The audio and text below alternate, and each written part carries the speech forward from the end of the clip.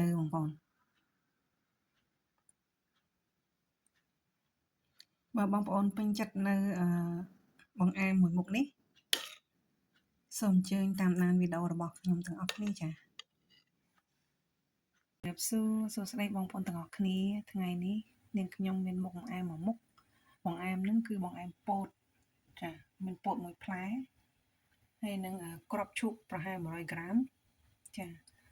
ហើយខ្ញុំមានផ្នែកនៃកែបនេះគេហៅថាអីម្សៅសាគូបងប្អូននៅពេលខ្លះសូមអធិស្ឋាននិយាយភ្លេចជាប់ចឹងណាចាម្សៅសាគូហើយស្ករត្នោតបងប្អូនយកមកពីស្រុកយើងចាហើយនេះខ្ទិះដូងហើយមានអំបិលបន្តិចចាអញ្ជើញបងប្អូនតាមដាននៅការធ្វើបង្អែមពោតហើយនឹងគ្រាប់ឈូករបស់នាងខ្ញុំទាំងអស់គ្នាចានេះគឺជាទឹកដូងបងប្អូនខ្ញុំដាក់ដាំហើយចាខ្ញុំដាក់ដាំហើយមិនតាន់ពុះទេឥឡូវនេះយើងមកចាក់ពោតបងប្អូនចាក់វាចំណិតទូចចឹងចាក់នឹងក្បាត់មុខពីបងប្អូនមិនស្រួលចាក់តែស្ដាងចឹងបងប្អូន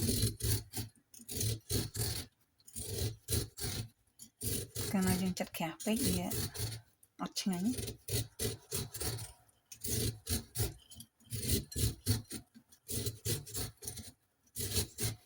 ក្របឈូកនេះនឹងខ្ញុំត្រាំបងប្អូនត្រាំ8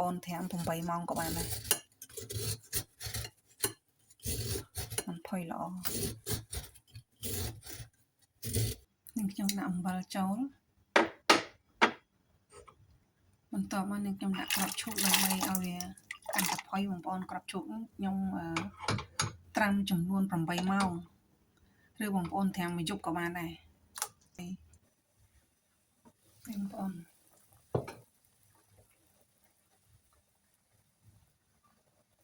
ឃើញថានេះយើងហិចល្អហើយក្របឈូកយើងរីកល្អហើយចានឹងខ្ញុំដាក់ម្សៅសាគូចូលចាម្សៅសាគូនេះនឹងខ្ញុំលាងទឹកត្រាំទឹកលាងទឹកស្អាតណាចាក់ចូលដាក់ប៉ុណ្ណឹងបានបងប្អូនយើងត្រង់ចឹងមិនបានដូចយើងកវាកុំឲ្យវាជាប់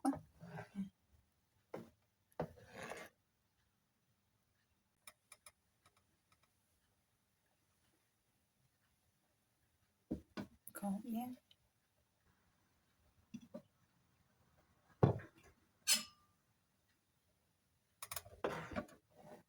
បន្តមកនឹងខ្ញុំចាក់ពោតចូល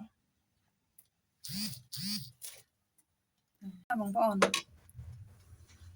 ហើយយើងឆ្អិនហើយអញ្ចឹងយើងដាក់ស្ករចូល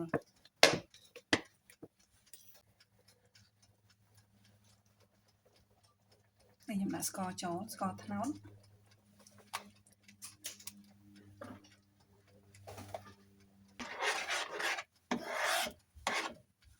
ថោកក្តៅទៅវាតោ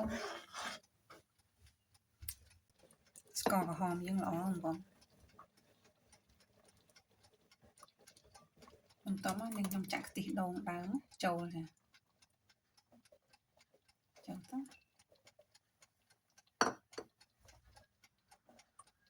ឆ្អិនហើយបងប្អូន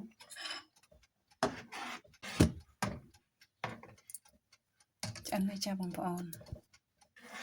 នេះគឺជាទឹកខ្ទិះបងប្អូនទឹកខ្ទិះដែលនឹងខ្ញុំធ្វើចាដាក់ស្តុកសម្រាប់ដាក់ពីលើបង្អែមយើងចាទឹកខ្ទិះខ្ញុំធ្វើរួចហើយបង្អែមគ្រាប់ឈូកហើយនឹងពោតរបស់នាងខ្ញុំដល់ទីបញ្ចប់ហើយចា